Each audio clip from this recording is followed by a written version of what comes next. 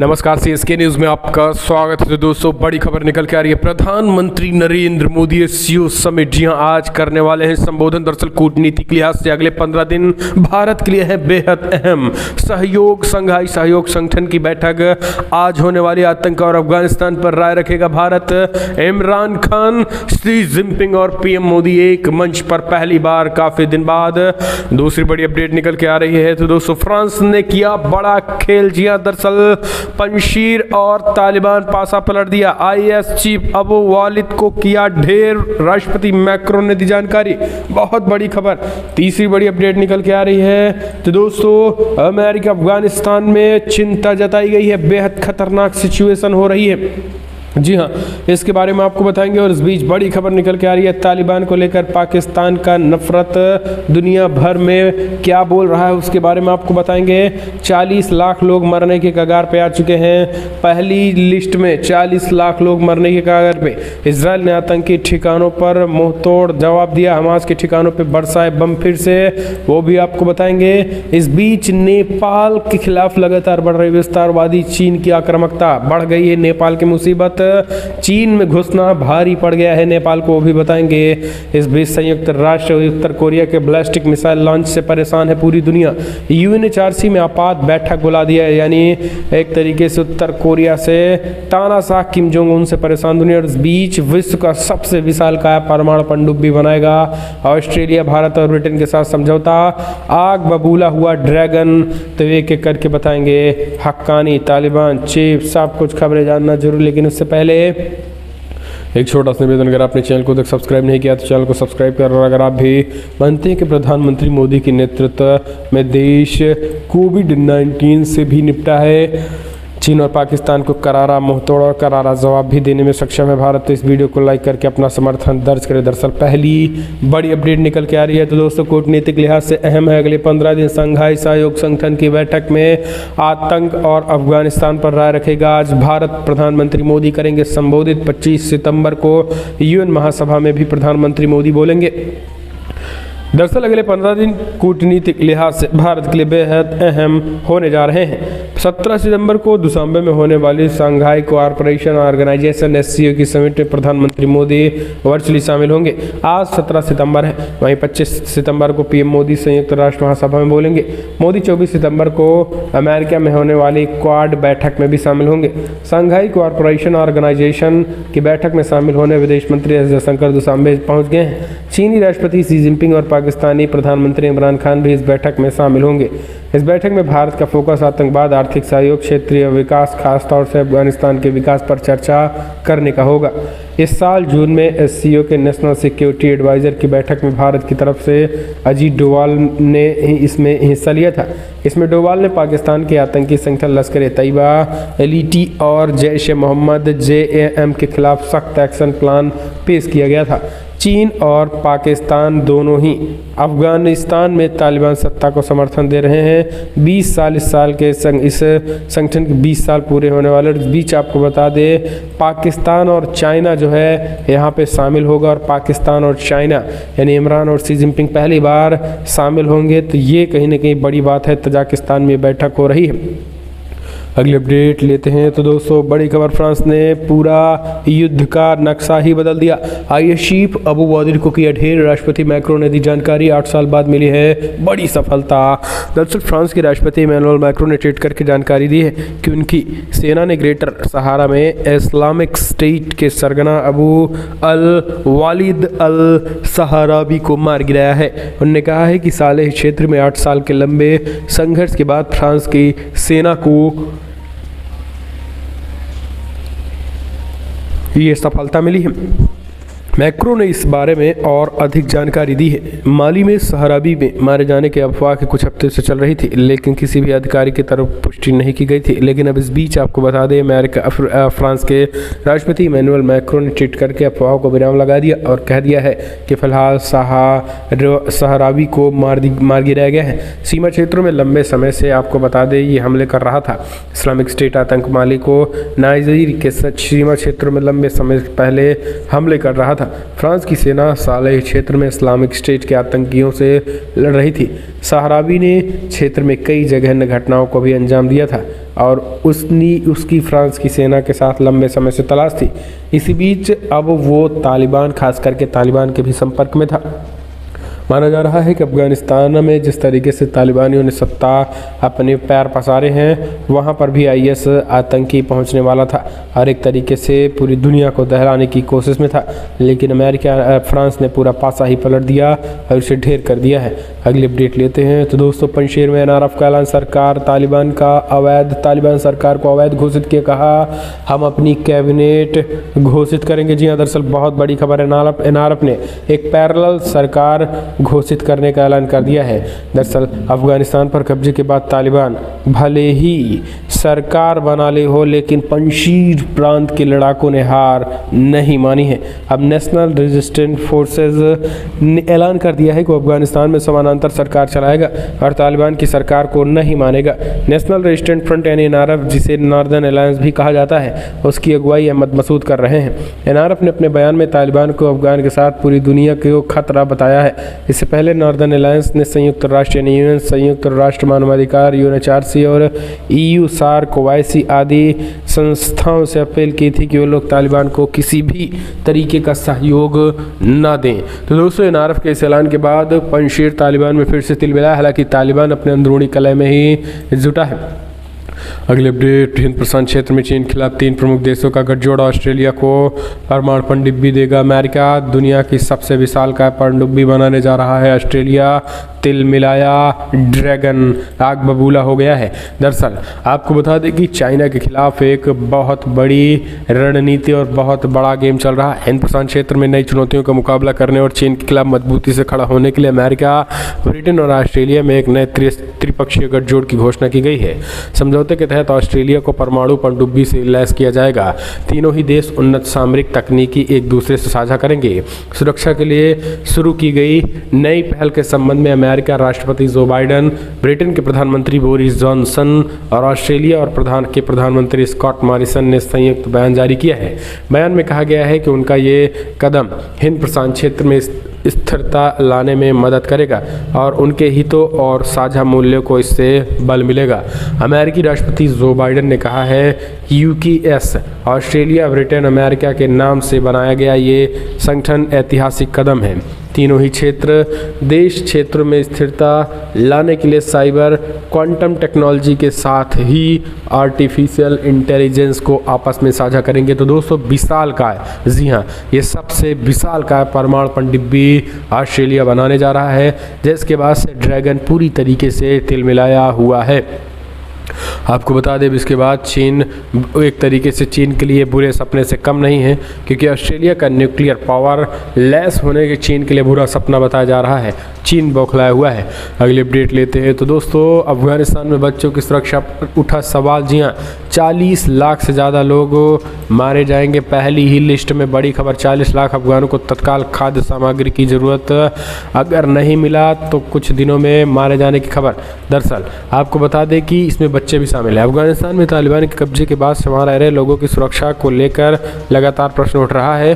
सुरक्षा के साथ साथ खाने पीने के भी प्रबंध नहीं हैं। अफगानिस्तान में तालिबान के कब्जे के बाद लोगों की सुरक्षा को लेकर लगातार प्रश्न उठ रहे हैं। एक बार फिर से वहाँ रह रहे बच्चों की सुरक्षा को लेकर संयुक्त राष्ट्र के अधिकारियों ने चिंता प्रकट की है। एक रिपोर्ट में सामने आया है कि अफगानिस्तान में तालिबान के कब्जे के बाद से ही बच्चों की सुरक्षा का मुद्दा गहरा गया है। यहाँ पर बच्चों द्वारा उच्च स्तर की हिंसा को सहन किया गया है। ऐसे में संयुक्त राष्ट्र के विशेष प्रतिनिधि वर्जीनिया गॉम्बा ने चिंता प्रकट कर दी है। इसी बीच अगर हम बात करें, अफगानिस्तान में संयुक्त राष्ट्र सहायता मिशन के मध्य वर्ष की रिपोर्ट्स भी अफगानिस्तान के बच्चों की सुरक्षा को लेकर चिंता प्रकट की है। रिपोर्ट्स में इस साल 1 जनवरी से 30 जून के बीच बच्चों के हताहत होने की संख्या का उल्लेख किया है। इस बीच एक और रिपोर्ट आई जहां पे 40 लाख लोग जो है 2 वक्त की रोटी नहीं मिली तो मारे जाने की भी खबर है। तो ये हालत अफगानिस्तान में। अगली अपडेट, अफगानिस्तान में जल्द होगी तालिबान की औपचारिक सेना, पूर्व सैनिक भी होंगे शामिल। जी हाँ, ये ऐलान किया है तालिबानियों ने। दरअसल आपको बता दें, अफगानिस्तान में जल्द ही तालिबान की औपचारिक सेना की होगी। तालिबान की कार्यवाहक सरकार बनाने की घोषणा के हफ्तों बाद तालिबान के नेतृत्व वाली सरकार के कार्यवाहक प्रमुख कैरी फैसुद्दीन ने बुधवार को कहा है कि वे औपचारिक सेना बनाने पर काम कर रहे हैं और इस योजना को जल्द ही आंतरिक रूप दिया जाएगा। टोलो न्यूज़ की रिपोर्ट के अनुसार फैसुद्दीन ने कहा है कि हमारे देश की रक्षा करने के लिए एक नियमित और मजबूत सेना होनी चाहिए। इसमें पूर्व सरकार में सेवा करने वाले सेना के पूर्व सदस्यों को भी नई सेना में शामिल किया जाएगा। उन्होंने उल्लेख किया है कि तालिबान किसी भी खतरे के खिलाफ पूरी ताकत से खड़ा होगा, चाहे वो बाहरी हो या फिर आंतरिक हो। हम चलते हैं अगली खबर ले लेते हैं। तो दोस्तों, इजराइल ने एक बार फिर से आतंकी ठिकानों पर बरसाए बम। जी हाँ, दरअसल आपको बता दें हमास के कई ठिकानों पर तालिबान ने बम बरसाए हैं। इस वक्त की बड़ी खबर निकल के आ रही है। दरअसल आपको बता दें कि अफ़गानिस्तान जिस तरीके से खास करके तालिबान एक तरफ तालिबान ने आपने देखा कैसे पूरी कब्जा करने के बाद हालत ख़राब हुई है सब पूरी दुनिया की। दूसरी तरफ अगर बात करें तो वहीं गाज़ा पट्टी में हमास के ठिकानों पर इजराइल ने ताबड़तोड़ स्ट्राइक की है। आतंकवादियों का मसला वहाँ पर भी था। हमास के आतंकवादियों ने इजराइल पर लगातार एक के बाद एक हमले कर रहे हैं, मिसाइल अटैक कर रहे हैं। ये तो समझिए आयरन डोम का जो इजराइल में है वो इन सब तमाम चीज़ों को निष्क्रिय कर दे रहा है। इसी वजह से इजराइल में भारी नुकसान नहीं हो पा रहा है, वरना अगर एक मिसाइल में न जाने सैकड़ों कितने जाने जा सकती हैं। इस वजह से इजराइल में आतंकियों को सबक सिखाने के लिए हमास के ठिकानों पर ताबड़तोड़ हमले किए गए हैं। अगली अपडेट एक और बड़ी खबर निकल के आ रही है। तो दोस्तों, नेपाल के खिलाफ लगातार बढ़ रही है चीन की आक्रामकता। जी हाँ, विस्तारवादी जमीन पर कब्जा करना, नेपाल मुसीबत में आ चुका है, लगाई दुनिया से गुहार। दरअसल नेपाल को अब चीन में घुसना जो है वो भारी पड़ गया है। नेपाल अधिकारियों का दावा है कि सरकार ने केवल हुमला जिले में चीन द्वारा संदिग्ध अतिक्रमण की जांच की एक समिति का गठन किया है, जबकि कई जगहों पर नेपाल इसी तरीके का अतिक्रमण कर रहा है। नेपाल सरकार द्वारा चीन के साथ सीमा विवाद से निपटने के लिए सितंबर में एक समिति का गठन करने के निर्णय के पृष्ठभूमि में विशेष रूप से नेपाल के हुमला क्षेत्र में चीन द्वारा किए गए अतिक्रमण की जांच के लिए नेपाली राजनयिक विशेषज्ञों के अनुसार चीनियों ने नेपाल के खिलाफ एक मजबूत आक्रामक रुख अपनाया है और वो एक तरीके से धमकाने वाली रणनीति है। नेपाली अधिकारियों का कहना है कि सरकार केवल एक क्षेत्र में समिति का गठन किया गया है, अभी प्रक्रिया शुरू नहीं हुई। कई जगहों पर इसी तरीके से असमान और दुर्लभ स्थिति बनी हुई है। कई जगहों पर चाइना इसी तरीके से हमारे इलाकों पर आ गया है और धमकियां भी दे रहा है। तो दोस्तों, चीन की विस्तारवादी नीतियों का शिकार जो है अब नेपाल तेजी के साथ हो रहा है। दुनिया भर में एक तरफ चाइना जो है दुनिया को उलझा कर रखा है और स्वयं अपनी सत्ता के दम पर, अपनी सेना के दम पर छोटे छोटे देशों को निगल रहा है और उसी की शिकार जो है वो नेपाल हो गया है। और नेपाल अब धीरे धीरे नेपाल के भी पूरे के पूरे हम कह सकते हैं कि वो चीन की तरफ जाता हुआ दिखाई दे रहा है। तो ये बड़ी खबर। हम चलते हैं अगले अपडेट लेते हैं। आपको बता दें संयुक्त राष्ट्र उत्तर कोरिया के बैलिस्टिक मिसाइल लॉन्च से परेशान हुई दुनिया, यूएनएससी ने बुलाई आपात बैठक। दरअसल आपको बता दें कि उत्तर कोरिया के कारनामों से अक्सर दुनिया में हड़कंप मच जाता है। इस बार भी कुछ उत्तर कोरिया ने ऐसा काम किया। संयुक्त राष्ट्र महासभा को आपात बैठक बुलाई पड़ गई है। दरअसल राजनयिकों ने बताया है कि बुधवार को उत्तर कोरिया ने नए बैलिस्टिक मिसाइलों का परीक्षण किया है। संयुक्त राष्ट्र के एक प्रवक्ता स्टीफन दुजारिक ने कहा है कि वे उत्तर कोरिया द्वारा लॉन्च की गई बैलिस्टिक मिसाइल से चिंतित हैं। वो दक्षिणी कोरिया की सेना ने जानकारी दी है। उत्तर कोरिया ने अपने पूर्वी तट पर 2 बैलिस्टिक मिसाइलें दागी हैं और ये मिसाइलें एक ही स्थान से दागी गई हैं। तो ये एक चीज़ें हम कह सकते हैं कि अब आनन फानन में पूरी दुनिया ने यूएन में आपात बैठक बुलाई गई है इसको लेकर। अगले अपडेट लेते हैं। तो दोस्तों, टाइम मैगजीन के 100 प्रभावशाली सूची के लोगों में तालिबान नेता मुल्ला बरादर शामिल। वीडियो उसने खुलकर आकर इंटरव्यू दिया न्यूज़ को और कहा हम सुरक्षित हैं। दरअसल कुछ दिनों से लगातार ये मैटर उछल रहा था कि तालिबान का जो चीफ है और डिप्टी पीएम मुल्ला बरादर मारे जाने की खबर है, गायब होने की खबर है, लेकिन अब इन सब पर ब्रेक लग गया है और उसने स्वयं एक तरीके से चेहरा दिखाते हुए वीडियो इंटरव्यू दिया है। तो उसने कहा कि अभी हम ठीक है, सुरक्षित है, सब कुछ सही, तालिबान में कोई फूट नहीं है। दूसरी तरफ टाइम मैगजीन की 100 सबसे प्रभावशाली लोगों की लिस्ट आई है जिसमें तालिबान नेता मुल्ला बरादर भी शामिल है। और ये एक तरीके से आपको बता दें इनमें प्रधानमंत्री मोदी का भी नाम है और जो कि कई लोगों को पीछे छोड़कर पीएम मोदी इसमें सबसे आगे हैं और पीएम मोदी का डंका टाइम मैगजीन में बजा है।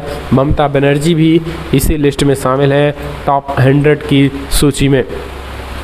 अगली अपडेट ले लेते हैं एक और, जहां पर आपको बता दें फ्रांस, जी हाँ दरअसल आपको बता दें चीन से निपटना तो दूर, आपस में उलझ गए हैं फ्रांस, अमेरिका, ऑस्ट्रेलिया। फ्रांस ने कहा अमेरिका ऑस्ट्रेलिया ने पेट में छुरा घोंपा है। दरअसल चीन को घेरने की कोशिश में लगे सभी देश अब अपनी स्वार्थ में ऐसे ही उलझ जाते हैं, सभी एक दूसरे से लड़ रहे हैं। फ्रांस ने गुरुवार को कहा है कि अमेरिका और ऑस्ट्रेलिया ने उसे सबसे बड़ा धोखा दिया। दरअसल दोस्तों के बीच अविश्वास का ये माहौल तब बना जब ऑस्ट्रेलिया, अमेरिका और ब्रिटेन के बीच पनडुब्बियों को लेकर समझौता किया गया है, जिसका प्रमुख उद्देश्य प्रशांत क्षेत्र में चीन के उद्देश्य को रोक लगाना था। लेकिन इस समझौते के चक्कर में फ्रांस को बहुत बड़ा नुकसान हुआ है, जिसके बाद फ्रांस ने अमेरिका, ऑस्ट्रेलिया के उस कदम को विश्वासघात बताया है। दरअसल ऑस्ट्रेलिया पहले फ्रांस के साथ डीजल से चलने वाली पनडुब्बियों को लेकर डील कर चुका था। 2016 में ऑस्ट्रेलिया और फ्रांस के बीच 16 पनडुब्बियों को लेकर डील किया गया था। अगली अपडेट तो दोस्तों, तालिबान के खिलाफ भारत में बनेगा अमेरिकी बेस, पर्दे के पीछे चल रहा है अमेरिका और तालिबान का बड़ा खेल। दरअसल आपको बता दें कि तालिबान राज की वापसी के साथ एशिया प्रशांत क्षेत्र में भू राजनीतिक सैन्य समीकरण बदल गए हैं। खास करके पाकिस्तान, चीन के तालिबान को लेकर लचीले रुख ने अमेरिका समेत रूस के कई रणनीतिक पर सोचने पर विवश कर दिया है। दरअसल आपको बता दें कि अमेरिकी विदेश मंत्री एंटनी ब्लिंकन का एक बयान खासा महत्वपूर्ण हो गया है। सेना की वापसी के बावजूद अमेरिका अफगानिस्तान में सक्रिय आतंकी गुटों के खिलाफ सैन्य कार्रवाई करेगा। मीडिया ने सवाल किया है, उसने कहा कि हमने कई देशों में बेस बनाना है, अमेरिकी बेस। इसको देखते हुए मीडिया ने सवाल किया कि आखिर अफगानिस्तान और पाकिस्तान में बेस नहीं होगा तो क्या भारत में अमेरिकी बेस तैयार करेगा। तो इसके जवाब में उन्होंने फिलहाल कुछ कहने से तो कुछ तो नहीं कहा, लेकिन उनके इशारों से एक बात क्लियर हो गया कि आने वाले समय में अमेरिका जो है वो भारत में अपना बेस चाहता है। और भारत भी माना जा रहा है कि जम्मू कश्मीर के इलाके और पीओके के सट्टे या फिर पीओके में ही वो अपना बेस देने की बात कह सकता है, जो कि अपने आप में पाकिस्तान और चाइना ही नहीं तालिबान के लिए भी करारा झटका होगा। क्योंकि दोस्तों अलकायदा एक रिपोर्ट्स निकल के आई है जिनमें अलकायदा फिर से अपना सर जो है वो उठा रहा है और वो अमेरिका के लिए ही घातक हो सकता है। अगली अपडेट लेते हैं तो दोस्तों आपको बता दें बड़ी खबर निकल के आ रही है, जहां पर पाकिस्तान के खिलाफ यूरोपीय संसद ने प्रस्ताव पास कर दिया। जी हाँ, बड़ी खबर निकल के आ रही है। दरअसल यूरोपीय संसद ने एक प्रस्ताव पारित करके पाकिस्तान पर अफगानिस्तान के पंजशीर प्रांत में नेशनल रेजिस्टेंट फ्रंट यानी एनआरएफ के खिलाफ लड़ाई में तालिबान का साथ देने का आरोप लगाया है। पंजशीर प्रांत पर कब्जे की कोशिश में जुटे तालिबान को अहमद मसूद के नेतृत्व में एनआरएफ से कड़ी टक्कर मिल रही है। यूरोपीय संसद की तरफ से जारी रिलीज के मुताबिक प्रस्ताव में कहा गया है कि पाकिस्तान अपनी स्पेशल फोर्सेस के साथ ही तालिबान को हवाई सपोर्ट भी दे रहा है। पिछले कई सालों से पाकिस्तान अपने यहाँ तालिबान के लड़ाकों को सुरक्षित पनाह भी दे रहा है। अफगानिस्तान में अपनी भूमिका को लेकर पाकिस्तान और उनकी सेना दुनिया भर में विवादों में है। अफगानिस्तान में पिछले दिनों हजारों की तादाद में महिलाओं के पाकिस्तान खुफिया एजेंसी ISI के हस्तक्षेप का जोरदार विरोध कर रहा है। अगली अपडेट लेते हैं तो दोस्तों अक्टूबर में जम्मू कश्मीर जाएंगे मोहन भागवत। आर्टिकल 370 हटने के बाद RSS चीफ का पहला दौरा।